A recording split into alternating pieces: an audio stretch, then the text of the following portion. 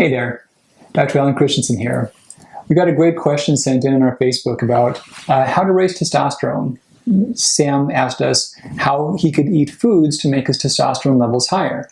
And really cool question. I want to really go above and beyond and give some depth on the significance of this.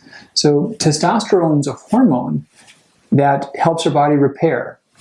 It's also a way to gauge what our current state of health is, and I'll explain that better. So in our bodies, we're always breaking down and we're always rebuilding, and you need this balance. As kids, we're rebuilding the faster than we're breaking down, and we grow, and we get bigger and taller.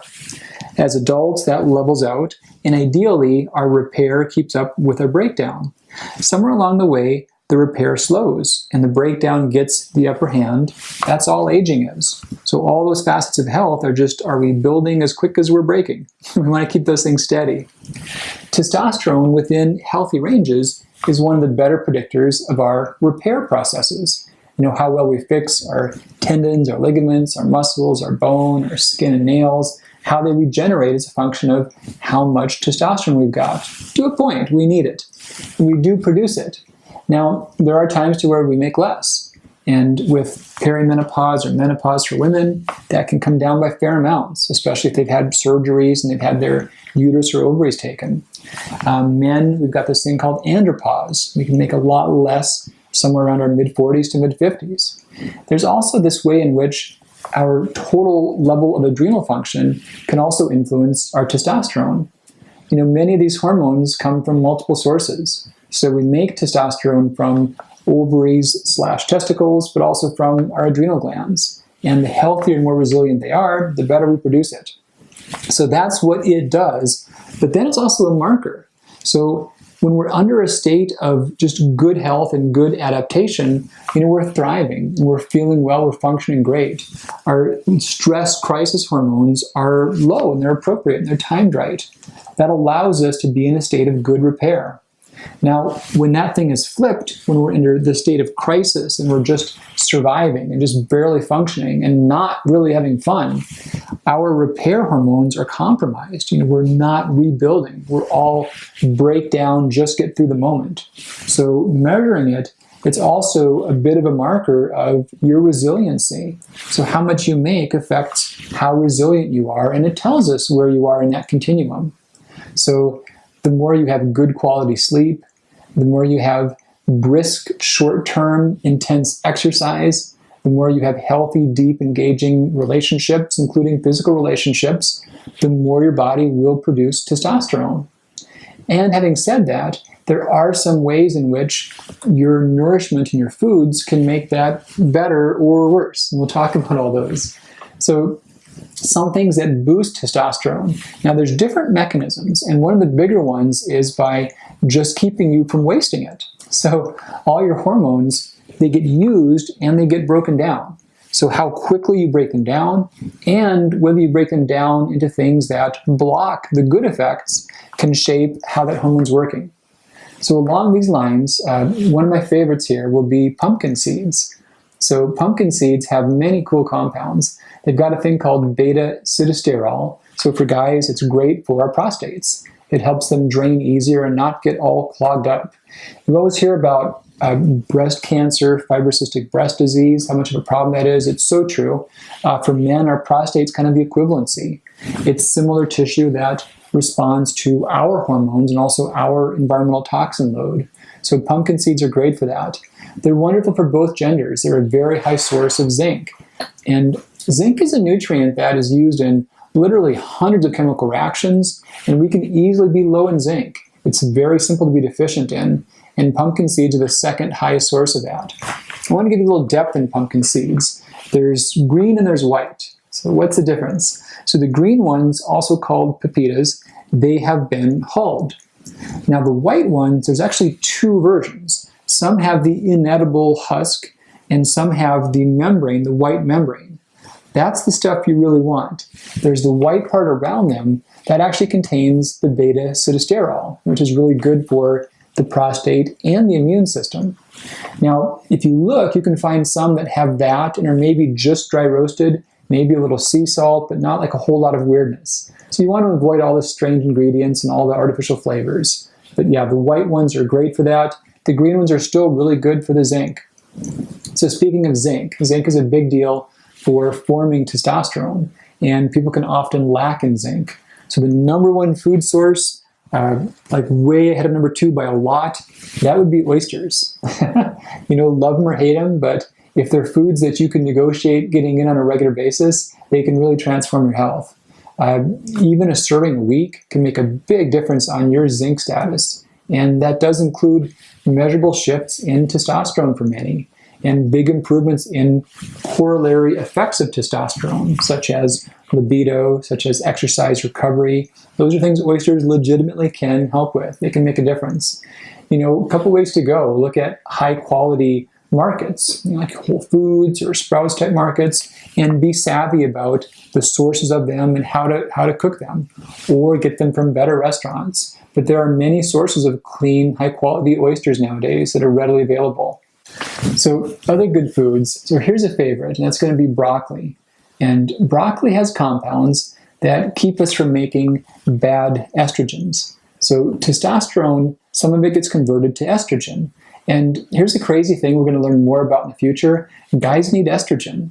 A decade back, it was kind of radical to say women need testosterone. Now it's totally accepted. But guess what? Guys need some estrogen. You don't want too little. We've got data gathering now that when men have too little, there are health problems like brain aging and bone aging. So we need some, but we can easily get too much. So broccoli has many good compounds that help us regulate that. So we make good amounts, but not excessive amounts. You may hear concerns about broccoli harming your thyroid function. If you're somewhere living to where there is common goitrous activity, a lot of people have goiters because of iodine deficiency, then this effect is very small and subtle. If you're in any other parts of the modern world where we fortify iodine in our salt, the effect is nil. It's not at all relevant. So have your broccoli, enjoy it. It's good stuff. Another big food that I love for a lot of reasons would be Brazil nuts. So we also need selenium for producing testosterone and allowing our cells to respond more effectively to it. And we can easily get low in selenium. Now, Brazil nuts, they're so dang potent that you actually could get too many. 2 or 3 a day on average, good stuff. You would not need more than that, but a few make a big difference. So you can get more of something or you can lose less of something. And here's some ways you can lose less of it. So some other common parts of the diet work against your body's production and use of testosterone. And public enemy number one is going to be fructose. So this is the most dangerous part of sugar. And ironically, even things like fruit juices or dried fruits, they've got fructose also.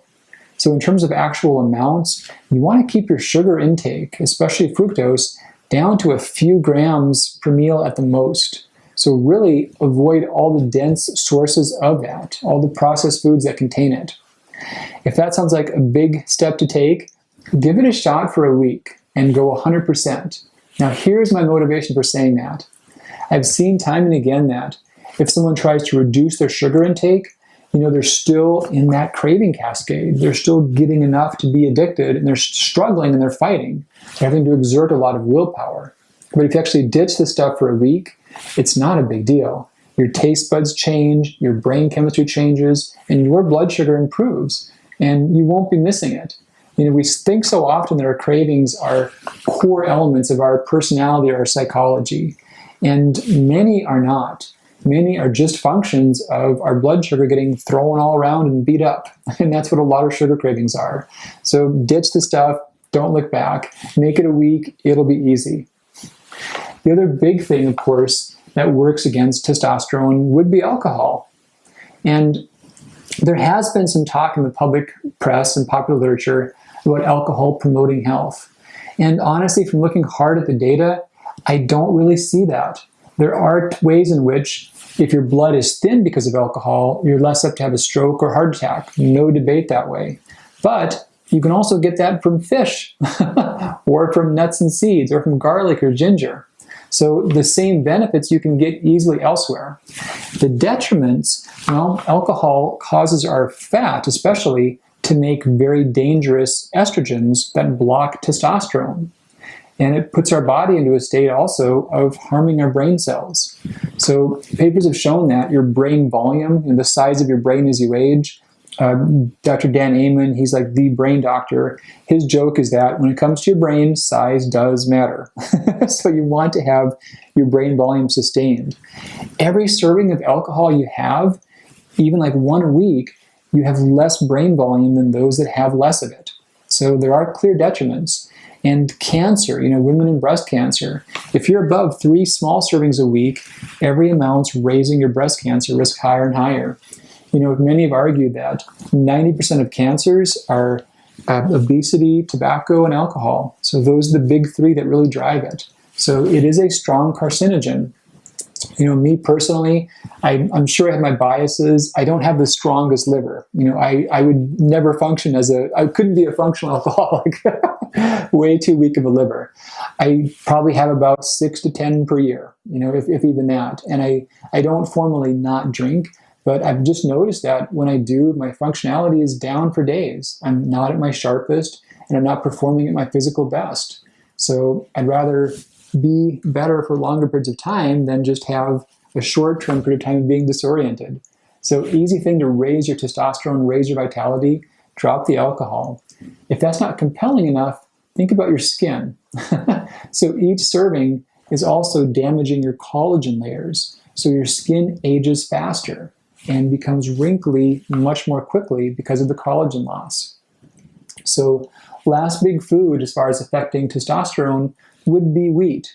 And no shortage of data beating up wheat nowadays, but it does have detrimental hormonal effects in terms of shifting your testosterone estrogen subtype ratios. And this is even separate from its roles with celiac disease or as an intolerant food or affecting digestion. It is simply more of an estrogenic type food. So lower the wheat, the sugar, the alcohol, have some oysters if you can stomach them. You may acquire the taste. I personally love them. Throw in some Brazil nuts, some pumpkin seeds, some broccoli. Big picture is sleeping and relationships and connections and freeing up your time and managing your body's whole fight or flight state, good targeted training. And you can become more energized, recover from exercise better and enjoy it more. So take great care, and we'll talk again real soon.